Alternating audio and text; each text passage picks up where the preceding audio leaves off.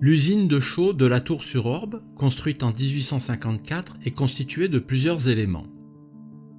La carrière, à flanc de colline, d'où est extraite la pierre calcaire.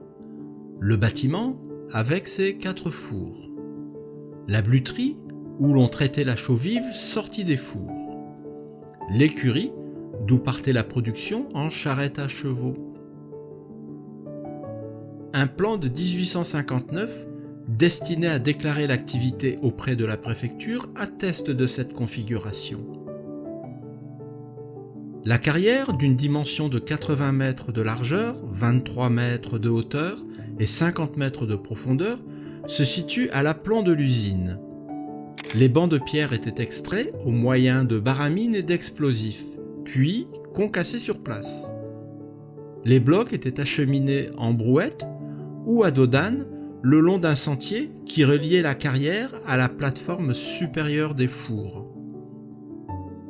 Lors de la création en 1872 de la ligne de chemin de fer dite de Montpellier à Rodez, un tunnel fut percé sous la voie ferrée à la demande des exploitants de l'usine.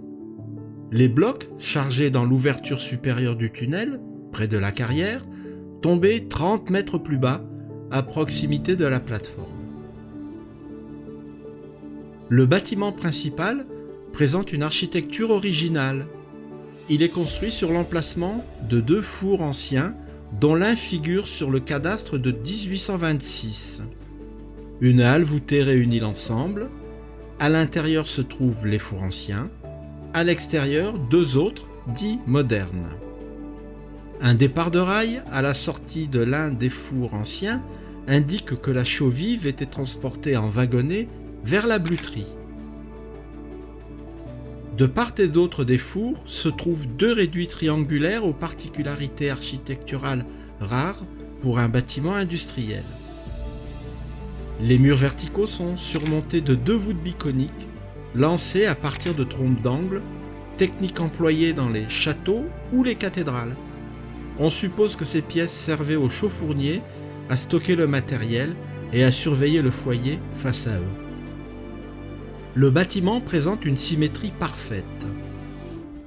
Depuis la plateforme, nous voyons les 3 orifices supérieurs des cheminées appelés gueulards. Le 4e n'est plus visible car recouvert par un plan incliné construit dans les années 50.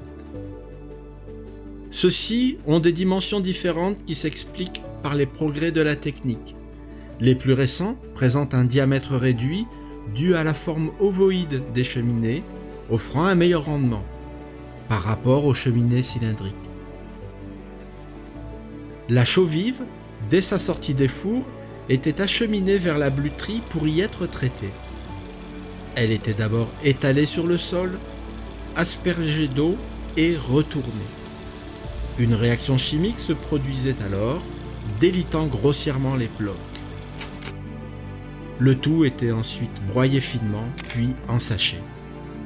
Les sacs de chaux étaient transportés en charrette à chevaux depuis l'écurie. L'usine a été protégée au titre des monuments historiques en 2010, ce qui a permis à la famille propriétaire d'entreprendre des travaux de restauration en 2012, puis en 2019 et 2020. Une association a été créée dont l'objet est d'entretenir les lieux et de les animer. Le site est ouvert à la visite et de nombreuses animations sont organisées tout au long de l'année. Venez découvrir ce lieu unique en Occitanie. Vous êtes les bienvenus.